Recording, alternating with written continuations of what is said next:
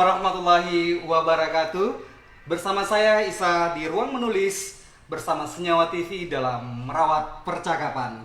Nah, untuk pertemuan kita kali ini dalam merawat percakapan kita kedatangan bintang tamu. Bintang tamu kita kali ini yaitu Bang Irwan. Oke, selamat sore Bang Irwan. Selamat sore. Iya. Nah, sebelum jauh melangkah kita ya bertanya-tanya atau bercakap-cakap sama bintang tamu kita Bang Irwan, kita saksikan dulu videonya. Tuh kawan-kawan sekalian, inilah aktivitas dari Bang Irwan.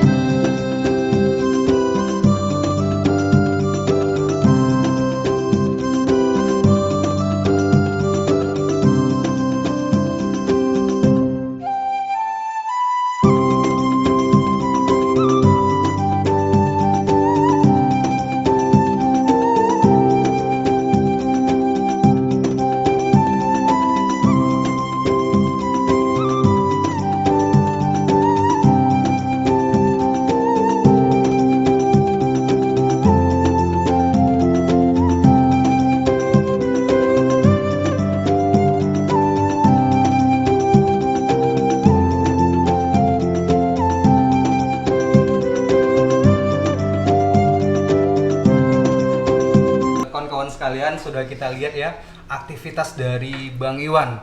Nah, kawan-kawan mau tahu lebih jelasnya tentang Bang Iwan, siapa sih Bang Iwan ini sebenarnya? Oke, kita tanya langsung ya kawan-kawan. Ya, selamat sore Bang Iwan. Selamat sore. Iya. Kabarnya hari ini? Alhamdulillah. Alhamdulillah. Sehat Bang? Alhamdulillah. Alhamdulillah. Nah, sebelum kita mulai Bang, kita mau buat pantun dulu nih. Iya. Iya, karena saya tahu nih ya, Bang Iwan ini hobi berpantun. Walaupun nanti kalau panjang lebar nih kita bahas pantunnya, saya yang kalah pantunnya Bang. Nih Bang, mencari timba si anak dara, di bawah sarang burung tempua. Salam sembah pembuka bicara, selamat datang untuk Bang Irwansyah. Iya. Saya juga ada pantun nih, Bang. Oh, ada pantun juga nih Bang. Iya, Seru nih Bang. Kalau tanam si pohon selasih Iya. di bawah anak pekan Selasa, kami ucapkan juga terima kasih. Terima kasih juga buat Senyawa TV dan Bang Isa. Iya. Oke, terima kasih Bang. Di sini kan kami ingin banyak bercakap-cakap nih sama Abang ya kan, supaya kawan-kawan juga tahu ya kan tentang aktivitas Abang, tentang yang lainnya. Nah, yang kami tahu di sini Abang adalah seorang wedding singer gitu ya.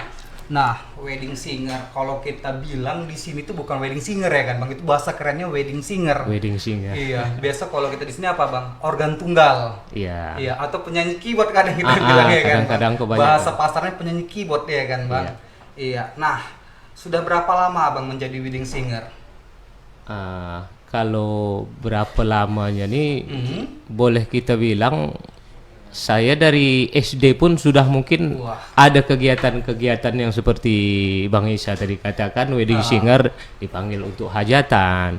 Cuman semasa itu ya yang menjadi berlakunya wedding singer nih bagi saya sendiri sejak tahun 2005. 2005. Khususnya di Melayu. Jadi Abang khusus Melayu. Abang sendiri orang Melayu, Bang? Ya, insya Allah saya orang Melayu. Asli Melayu, berarti mengembangkan budaya Melayu sendiri ya, Bang? Betul. Nah, wedding singer itu turun temurun dari keluarga Abang atau memang Abang minat sendiri nih? Wedding singer ini sih dari minat sendiri, karena kita satu lingkungan itu ataupun satu keluarga itu semuanya rata-rata orang seni sih. Oh, memang orang seni ya, Bang, keturunan seni ya kan? Iya. Jadi ilmu yang Abang dapat tuh memang dari keluarga, bukan dari latihan atau les betul, ya kan, Bang? Wah. Oke. Pendidikan terakhir Abang apa ini? Pendidikan terakhir saya sarjana sih. Sarjana. Iya. Jadi aktivitas abang selain nyanyi? Aktivitas selain nyanyi ya biasalah. SPD apakah ngajar atau ada yang lain gitu selain dari apa nyanyi? Dulu sih iya gitu. Cuman belakangan ini saya lihat dengan komitmen kita di seni juga. Saya mengajar untuk mengabdikan diri terutama ke seni gitu. Oh, jadi banyak mengajari anak-anak gitu-gitulah. Oh, jadi selain itu abang apa buka vokal nyanyi gitu kegiatan aktivitasnya? Kegiatannya biasanya tari, bisa nari menyanyi, juga, Bang? musik, iya. Wah, luar biasa. Ini narinya nari semua jenis tarian atau khusus ke Melayu nih, Bang? Khususnya Melayu, cuman tari kontemporer juga kita bisa buat Wah, gitu. Bisa hebat kita kali ya. Kawan-kawan nih ya, mana tahu ada buka sanggar nih, bisa kita panggil abang ini untuk melatih, iya kan Bang?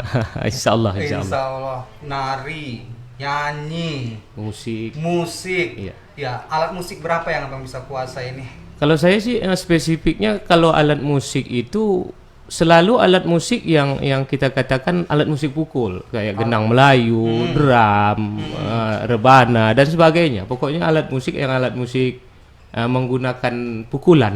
Gitu. Oh, iyalah ya, alat musik pukul ya kan, Bang? Itu tiap hari abang ngajarkan itu?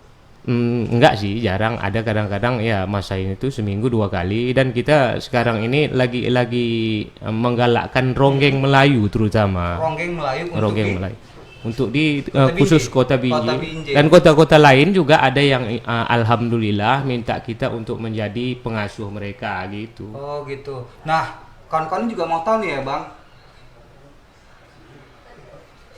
Iya, kawan-kawan juga mau tahu nih ya kan Bang.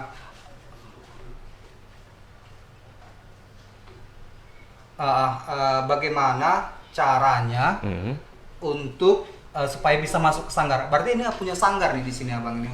Iya, ada sih sanggar. Cuman sanggar kita ini begini, Bang. Sanggar yang dikatakan ala kadarnya. Saya tidak memberlakukan untuk saya ajukan nama sanggar itu ke Pemko karena ingin kita itu berdiri sendiri gitu. Oh, berarti sanggarnya itu hanya nggak ada apa Bang? Misalnya izinnya gitu. Memang tidak kita buat dibuat gitu. izin. Kenapa gitu, Bang? Banyak sih yang menyarankan, cuman saya maunya tuh independen gitu. Oh, independen. Nggak resmi gitu Iya. ya, Bang. Jadi kalau mau tadi cara untuk ikut bergabung gitu, misalnya ada anak-anak muda yang mau ikut bergabung gitu, itu bagaimana? Caranya kalau untuk bergabung tuh yang saya butuhkan untuk masuk ke sanggar saya itu hanya kemauan, lebihnya tidak. Itu alamatnya di mana, Bang? Kalau kita Alamatnya di Jalan Perintis Kemerdekaan nomor 14, pas di belakang kantor Lurah Kebun Lada Binjai. siapa aja bisa ikut nih ya Siapa kan, Bang? aja bisa. Nah, kawan-kawan sekalian yang ingin bergabung di sanggar seni apa tadi tuh, Bang? Seni Laksmana Muda tuh. Ya, Seni Laksamana Muda. Nah, tadi alamatnya sudah dikasih tahu Abang itu ya kan? Iya. Ingin mengembangkan bakat atau ingin lebih tahu tentang Melayu, bisa hubungin Abang ini. Betul. Iya. Oke, keluarga respon dengan profesi yang Abang jalanin saat sekarang ini. Alhamdulillah keluarga cukup merespon, sangat Sangat merespon. merespon sekali ya kan, Bang. Nah, ada nggak suka dukanya itu menjadi wedding singer gitu? Saya rasa kalau suka dukanya jadi wedding singer yang saya lihat selama ini kegiatan kita, kalau senangnya sih di wedding singer ini kita membuat siapapun yang menginginkan kita tampil itu mereka memang benar-benar terhibur terutama. Kalau mereka sudah terhibur, kita pun batin kita merasa puas. Kalau perasaan saya hanya seperti itu. Dan dukanya kadang-kadang ya salahnya pada diri kita sendiri, terutama saya sendiri. Kadang-kadang waktu itu saya masih belum dapat memanagenya untuk waktu yang tepat. Kadang-kadang kan ada orang minta jam sekian harus ada. Iya, bener, Kita kadang-kadang tak bisa memenuhi, mungkin ada kegiatan yang lain. Itu yang saya rasa yang perlu saya lebih motivasi lagi pada diri saya dan untuk rekan-rekannya juga gitu.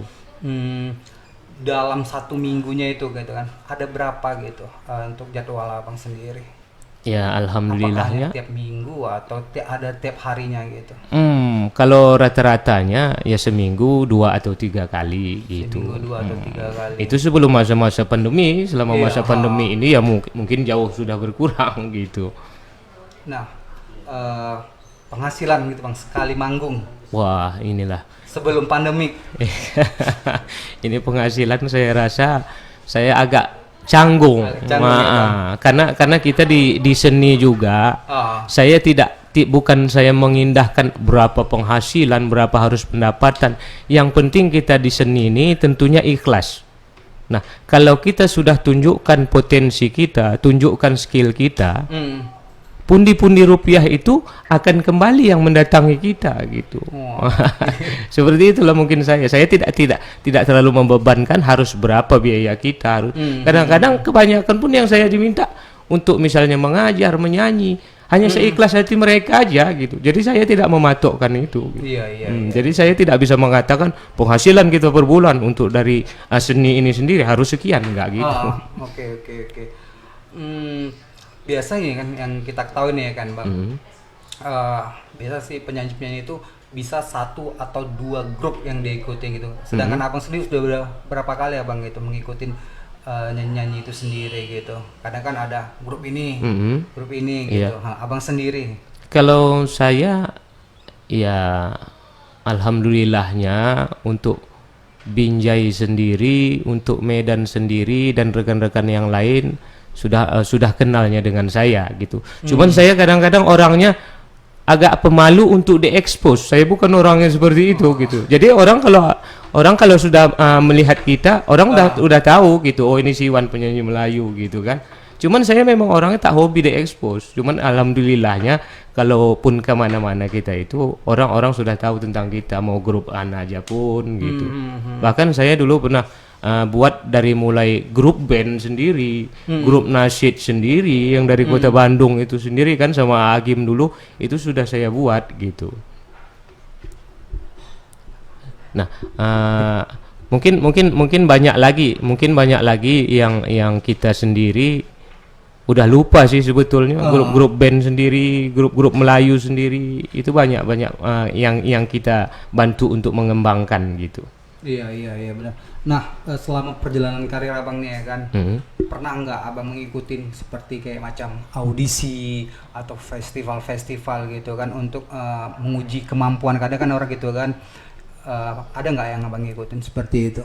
Ya, nah disinilah letak hobi saya sih seperti itu. Saya menunjukkan potensi saya sendiri, terutama di bidang misalnya festival. Saya tidak ingin menyangkut pautkan dengan siapapun dan dengan apapun. Saya hanya ingin membuktikan pada diri saya sendiri bisa nggak gitu. Nah dari situ dari mulai festival pantun. Dulu pernah saya ngikuti di Malaka itu se Asia Tenggara. Alhamdulillahnya kita bisa nomor 2. Cuman ibaratnya di lingkungan kita sendiri pun orang banyak yang tak paham kinerja saya itu atau potensi saya seperti apa, itu banyak yang nggak tahu karena makanya saya nggak suka diekspos gitu. Nah festival langgam Melayu, festival tari Melayu, ya alhamdulillahnya saya sudah pernah buat itu dan alhamdulillah kita juga sering dapat juara gitu. Untuk tuh singernya sendiri gitu kan, festival apa aja yang pernah abang ikuti gitu, juara berapa, di mana gitu? Ya kalau untuk Binjai sendiri festival lagu Melayu itu saya rasa untuk juara satunya sering sih. Untuk di kota Binjai sendiri. Jadi saya sendiri nggak pernah ngitung-ngitung itu. Berarti udah nggak terhitung nih. Bukan nggak terhitung, saya memang nggak pernah ngitung itu gitu. Iya. Kalau untuk di luar daerah sendiri gitu? Kalau untuk di luar daerah sendiri dan baru-baru ini sekitar 2000 berapa itu kemarin 2017 atau 2000 berapa ya saya memenangkan juga untuk tingkat kategori bukan singer sih, saya kan kadang-kadang banyak melibatkan pantunnya sendiri, tarinya sendiri, banyak sih. Untuk di Kota Medan sendiri hari itu pernah memenangkan juara 1 lomba pantun divisi USU. Untuk pantun ini. Untuk tingkat Kota Medan atau se-Sumatera tuh bang? Itu untuk saya rasa kategorinya untuk se-Sumatera sih. Sumatera. luar biasa ya kan Bang. Pantun. Kalau untuk nyanyinya sendiri? Kalau nyanyinya sendiri, ya alhamdulillahnya kalau keluar nih saya memang nggak pernah mengekspos untuk lomba festival di sana gitu. Kayaknya lebih ke pantun ya Bang. Untuk Iya yang- pantun. Nyanyi sih sebenarnya iya. Cuman kadang-kadang kita ya udahlah yang udah kadang saya merasa minder sendiri udah bolak-balik menang. Jadi nanti jadi bahan apa orang gitu. Iya kadang mungkin orang lihat yang gini kan Bang. Ini aja ya kan. Ini aja gitu Iya. kan. Macam tak ada generasi penerusnya gitu. Iya, iya betul kayak mungkin ya itu yang pernah saya raih lah. Mungkin hanya sebatas itu. Untuk di ini Medan, untuk di luar provinsi pernah nggak Bang? Untuk di luar provinsi belum sih, cuman kemarin itu kan ada eventnya untuk lagu sendiri, untuk pantunnya sendiri. Saya di pantunnya itu yang saya bilang di Malaka sendiri untuk tingkat Asia Oh di Tenggara. Malaka tadi itu yang Bang di Malaysia kan? Untuk Itu tingkat se-Asia. Itu dapat apa tuh Bang? Juara 2 alhamdulillah. Wah luar biasa ya kan kawan. Ternyata Bang ini juara apa tadi tuh Bang? Juara pantun. untuk tingkat Asia. Iya. Asia Tenggara atau Asia nih? Di Asia Tenggara lah Asia termasuk Tenggara. lah kan. Nah, oke tadi tapi yang banyak penghargaan yang Abang peroleh itu tadi pantun ya kan, Bang? Dari seni pantun. Dari seni pantun, seni untuk narinya sendiri, Bang. Untuk tarinya sendiri kita pernah sama istri pun pasangannya itu. Oh, sama istri. Juara 1 untuk tingkat kooperatif se-Sumatera Aceh. Oh, di Aceh. Tari Bang? seram enggak se-Sumatera Aceh. Aceh. Se-Sumatera Aceh tingkatnya itu. Oh, gitu. Ya. Antar kooperatif lah. Antar kooperatif, berarti perguruan tinggi itu ya, Iya, Bang? betul sekali. Jadi sama istri. Sama istri pasangannya. Lebih masuk ya Kang? Lebih Klub ya, chemistry-nya itu lebih dapat. Iya, gitu. betul. Iya luar biasa sekali. Jadi nggak perlu dibangun lagi, udah Iya, terbangun betul. sendiri. Heeh. Nah, tadi lomba ada penghargaan, kemudian, di masa pandemi gini gitu kan Bang, ada nggak apa yang untuk singer sendiri gitu kan Bang?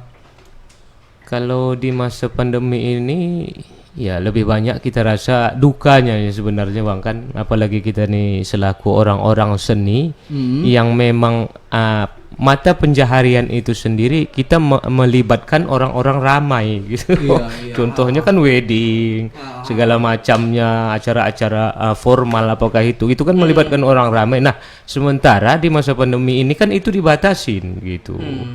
Ya, mungkin itulah kadang-kadang jadi pemasukan kita itu ya jauh lebih berkurang gitu Dari yang sebelumnya itu ya? dari yang sebelumnya. Yang biasanya tiap Sabtu, tiap Minggu. Iya ada gitu. Cuman ya sekarang ya jauh lah.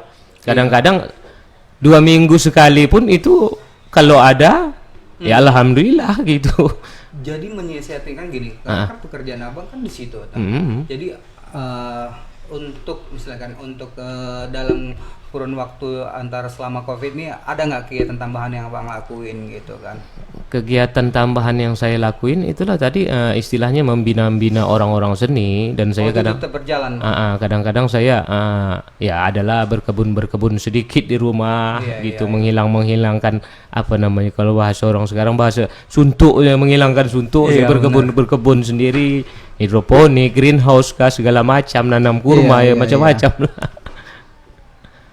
Oke, dari job yang berkurang. Kadang kan gini Bang, ada juga sih yang saya lihat nih ya kan, yang udah teken kontrak nih, Iya. udah pernah ngalamin juga tuh kan Bang. Pernah. Seharusnya jadwalnya sudah dibuat nih, tanggal sekian, ternyata gagal semuanya. Pernah nggak ngalamin seperti itu Bang?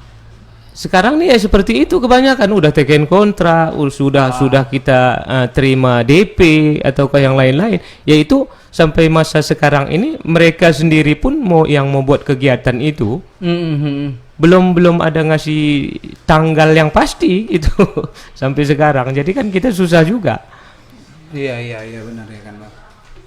Nah, kita kembali ke pantun gitu ya kan Bang. Tadi kan kayaknya banyak aktivitas Abang tuh kan masalah pantun gitu ya kan. Iya. Karena saya pernah lihat nih Abang nih dalam show-nya tuh dalam show abang tuh kegiatan wedding singer gitu. Ah, Nah, itu pasti selalu itu menghibur dengan pantun gitu betul, ya kan. betul. Bagaimana sih bang kiat cara cepat supaya kita bisa buat pantun tuh bang? Kadang-kadang kan bingung ini, kadang buat pantun kan mana lah caranya gitu ya kan. Iya. Mikir dulu, saya lihat nih abang nih, terus nanti ada kawannya nih ngasih pantun, abang langsung dapat, ngasih lagi langsung gitu. Ada nggak kiatnya tuh? Iya, memang kan di dalam budaya Melayu sendiri pantun itu andalan yang utama. Kan begitu. Kalau pantun nih kita katakan bukan orang Melayu namanya kalau tak bisa berpantun. Bukan orang Melayu, kalau bisa tak bisa berpantun ya. Kan begitu kadang-kadang. Itulah bahasa kita. Nah, untuk pantunnya itu sendiri, cara mempelajari saya rasa cukup mudah. Cuman tidak semudah yang kita bayangkan. Iya. Nah, kadang orang banyak begini, mempelajari pantun itu terutama dia selalu membaca. Saya bilang kalau selalu membaca itu hanya 40% yang bisa kita serap di pikiran. Nah, kalau saya terbalik, saya memperlakukan pantun itu dari mulai awal saya belajar dulu, saya berpantun itu saya tuangkan dari pikiran saya sendiri, saya tulis di buku. Nah, ketika kita menulis pantun itu pun hafal gitu. Daripada kita menyadur dari buku yang sudah ada, yang ingin dimasukkan kembali ke pikiran kita, itu saya rasa sulit. Karena saya terapkan kepada rekan-rekan yang baru belajar berpantun juga, ya seperti itu metodenya. Sendiri bahan-bahan pantun. Kira-kira apa sih yang mau kalian keluarkan? Apa sih mau ide-ide yang mau kalian tanya misalnya gitu? Apa yang mau harapan kalian tentang pantun ini sendiri? Yaitu setelah mereka berpikir secara keinginan mereka, pantun apa sih yang tidak mereka buat seperti pantun percintaan, pantun jenaka ataukah pantun apapun, itu yang mereka tuangkan dari pikiran mereka yang dituliskan ke dalam lembaran buku, itu mereka sudah hafal sendiri pantunnya jadinya. Ketimbang dari buku mau dimasukkan ke pikiran, itu saya rasa cukup berat gitu. Nah, dalam buat pantun ya bang, jadi, kita tentukan sampirannya dulu atau isinya dulu? Kita tentukan isinya. Isinya dulu, udah tahu apa isinya mau kita buat baru buat sampiran gitu? Iya, bang? betul sekali. Oh gitu ya. Oke bang. Nah, kemudian tadi pantun. Nah, masalah nyanyi nih ya kan, lagu. Pernah dapat informasi nih, pernah ke Bandung rekaman dengan grup Nasid. Nah, itu gimana ceritanya itu bang?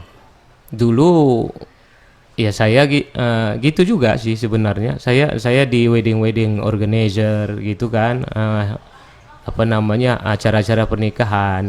Ada yang memang sering melihat saya itu mereka berminat. Memang kerja mereka itu klien dengan terutama Agim.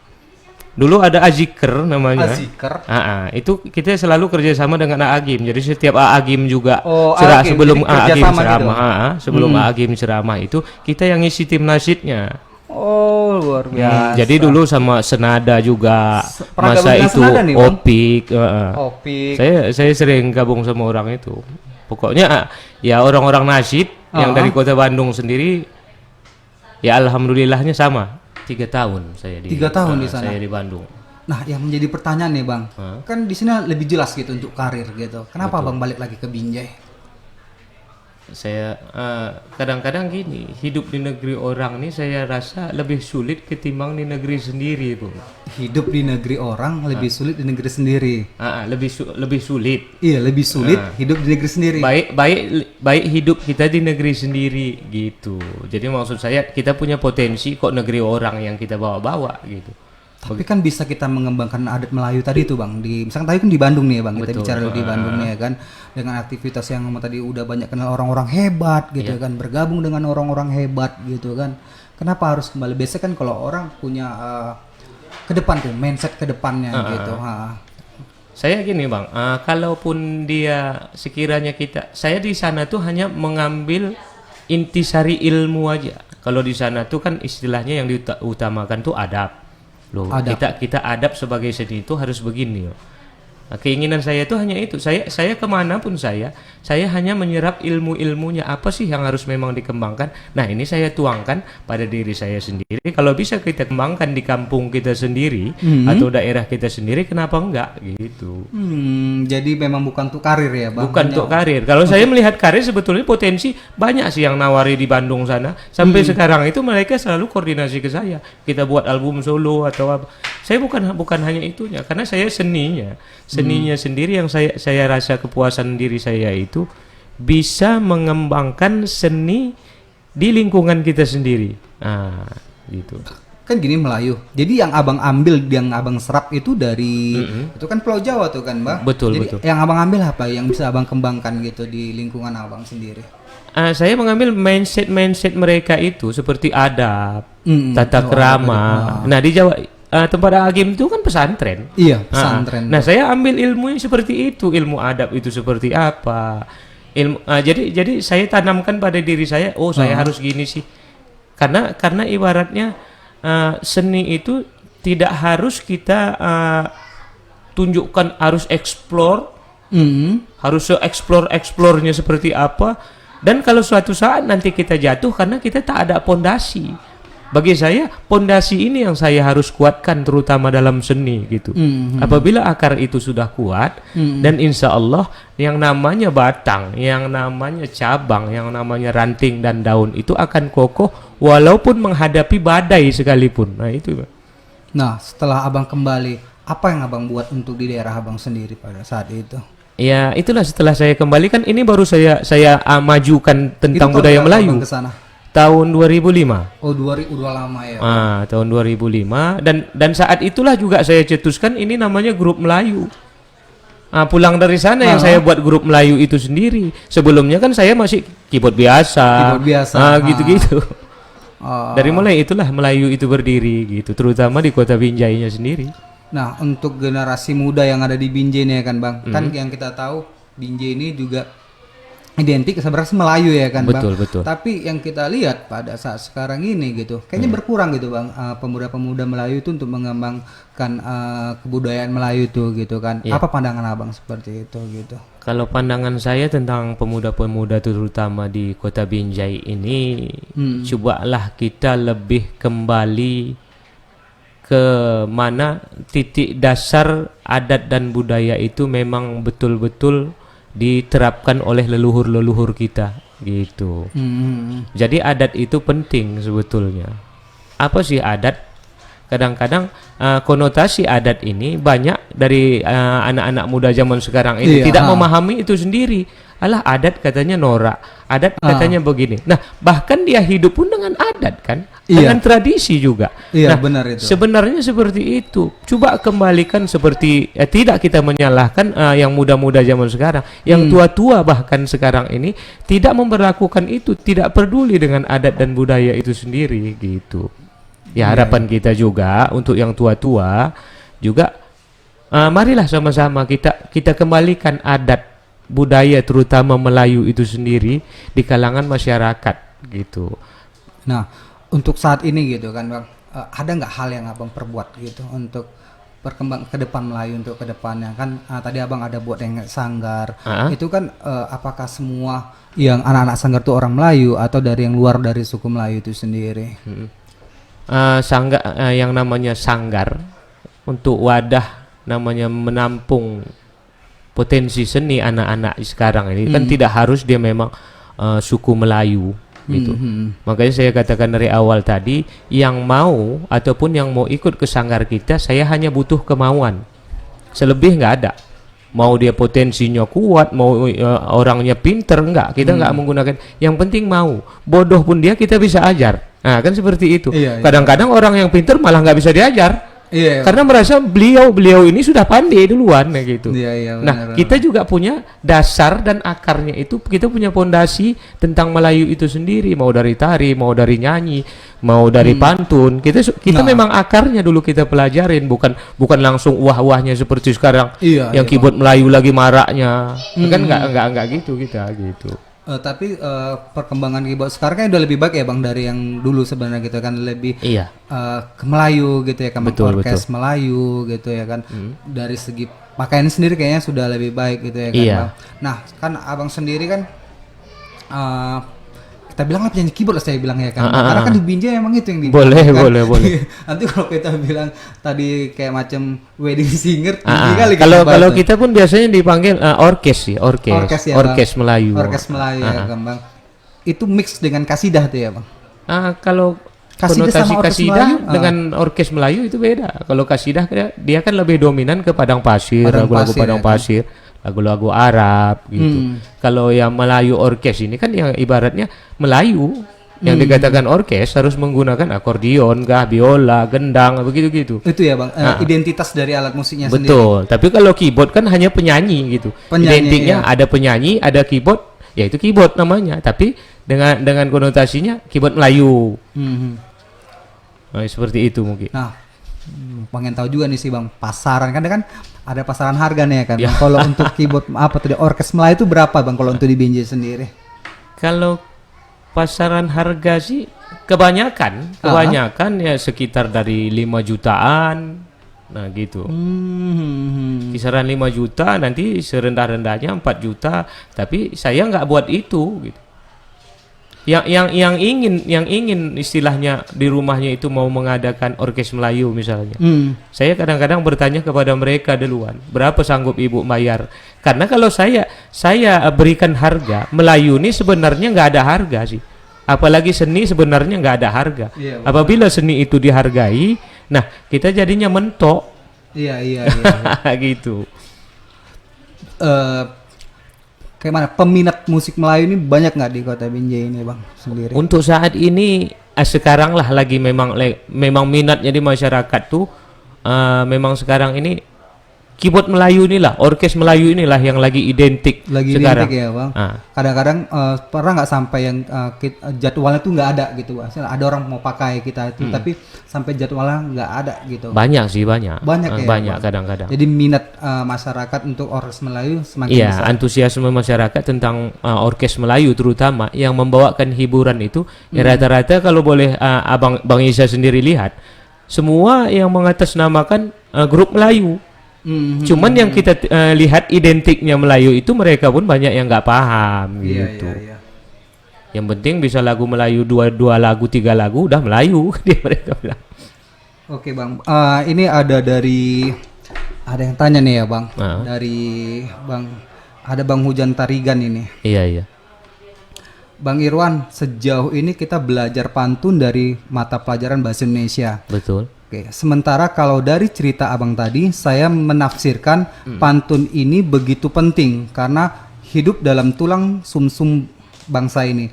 Perlu nggak menurut abang pemerintah atau pemangku kebijakan mendirikan sekolah khusus pantun? Saya rasa Ini dari Bang Hujan Tarigan. terima kasih buat Bang Hujan Tarigan. Saya rasa itu memang perlu sih.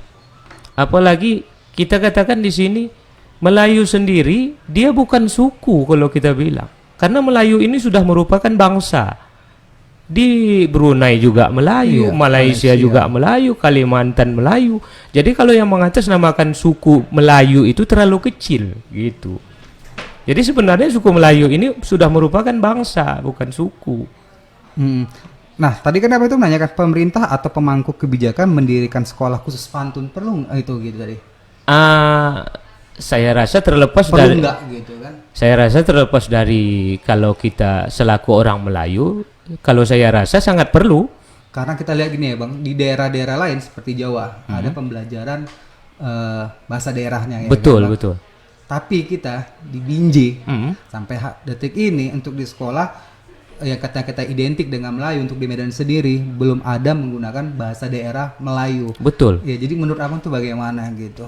Iya, seharusnya kebijakan. Bagi abang orang Melayu nih, Bang. Saya sendiri terutama mewakili Melayu Penggiat, ini sudah seharusnya lah seperti yang saya ungkapkan tadi, orang-orang tua kita, pemangku-pemangku adat kita, hendaknya apapun dan dimanapun kita mulailah kita berlakukan yang namanya terutama pantun sendiri. Pantun itu adalah pondasi Melayu gitu.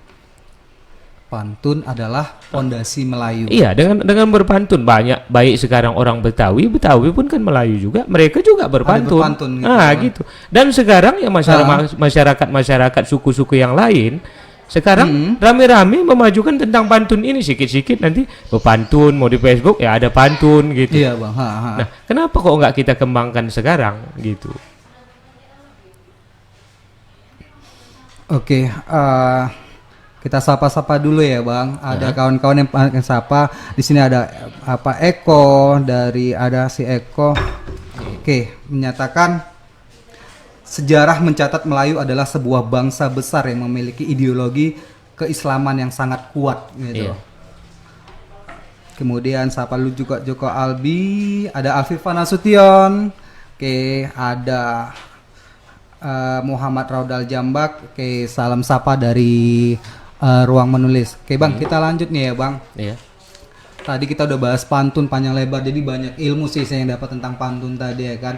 Bagaimana Melayu itu sendiri, karena Melayu itu berbeda dari pantun. Karena kalau orang Melayu nggak bisa pantun kayaknya ibarat apa tuh ya bang? Janggal Ya kan bang. Ibaratnya apa tuh ya bang? Ibarat apa? Kalau ibu patah mengatakan tuh kan. Ibarat ya. Apa ya kira-kira ibarat? Ibarat makan tanpa apa nih bang? Makan tanpa garam. Makan tanpa garam. Oke, bang, apa nih kan jago nyanyi nih ya kan, suaranya bagus. Mungkin kita pengen denger nih, mungkin kawan-kawan sekalian yang ada mungkin di rumah yang lagi nonton pengen denger lagu abang nih. Oke, Boleh. ada yang request juga ya kan. Berarti kita minta lagu Melayu di sini ya kan bang? Boleh. Ya lagu apa nih bang? Ya biasa kalau lagu Melayu itu kan Sri Mersing juga Sri bisa. Mersing ya. Kita pakai musik nih ya bang. Yang umum lah. Bisa nggak nih ya bang? Bisa. Oke. Sri Mersing. Ya. Agak rancak nih nggak nih bang Sri Mersing ini? Biar kita bisa berjoget bang. Biasanya langgam sih. Oh itu langgam ya bang. Lebih ke langgam. Nggak bisa berjoget lah nih kita bang. Boleh. Yang mau berjoget juga boleh. Iya ya. Biar agak bergoyang dikit. Iya. Iya.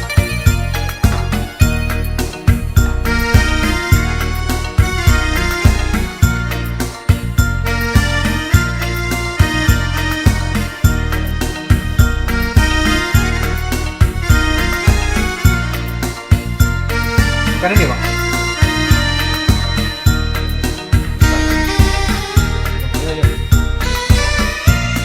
Ini. Sarilah mersing, ai lagu Melayu, dendangan anak biduan dahulu.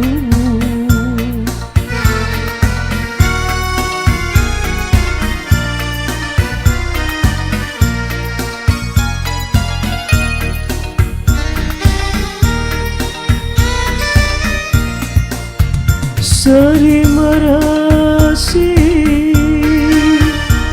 aduhai lagu Melayu, dendangan anak biduan dahulu.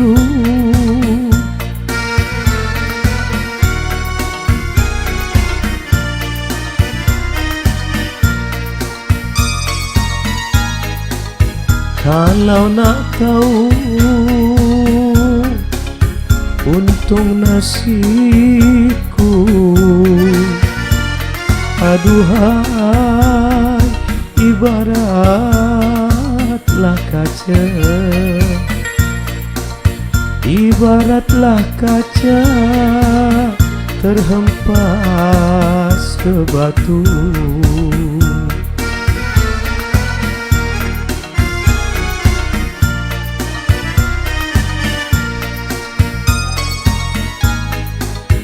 Kalau nak tahu untung nasibku,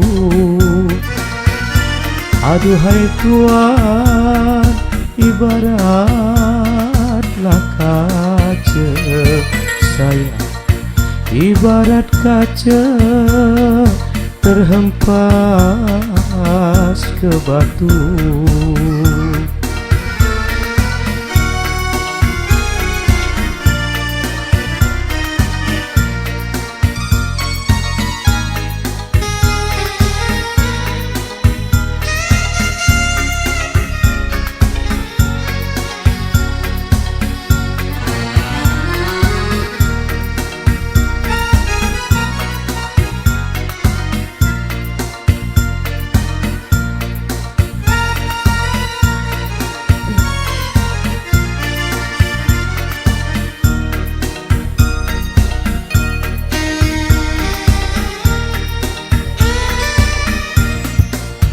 Sedari kecil, aduhai ditimang ibu, sudah dewasa ditimang masa.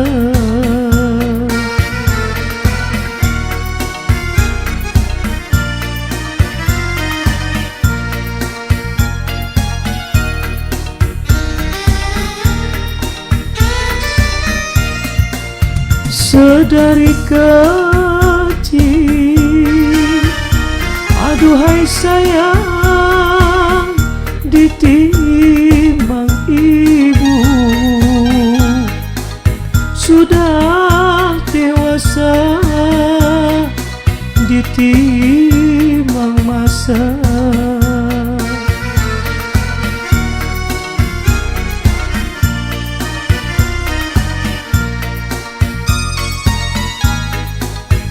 Baik-baiklah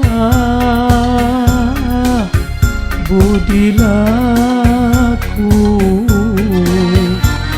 aduhai handai dan taulan Tuhan, handai dan taulan sayang semua.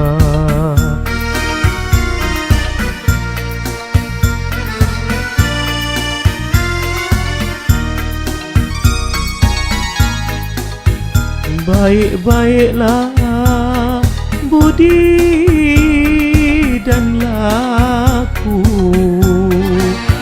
aduhai sayang handai dan taulan sayang, handai dan taulan sayang semua.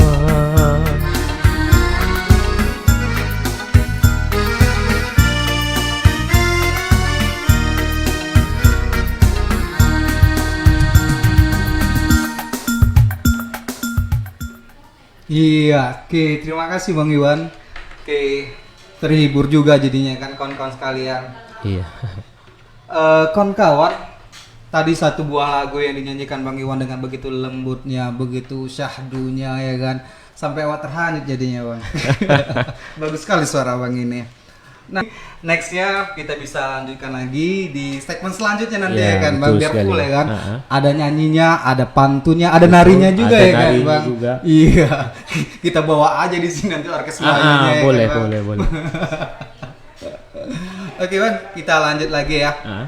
Nah, sebelum kita closing, nah karena di masa pandemik ini ya kan, apa sih harapan Abang sebagai pekerja seni dengan kondisi kita yang saat sekarang ini gitu, untuk teman-teman sekalian yang pada saat sekarang ini kita ketahui ya kan, pada pekerja seni kalau bisa dibilang sedih gitu ya kan, betul. banyak job yang berkurang. Oke.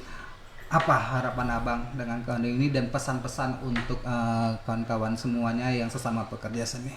Ya, sebenarnya gini, kalau di masa pandemi ini terkhusus untuk orang seni, terutama Melayu sih. Saya rasa dampaknya kalau kita rasakan bersama itu memang terlalu, apa kalau boleh kita katakan, terlalu menyakitkan sih bagi kita sendiri. Menyakitkan ya, apalagi yang memang dapurnya di situ ya Bang. Betul sekali Bang.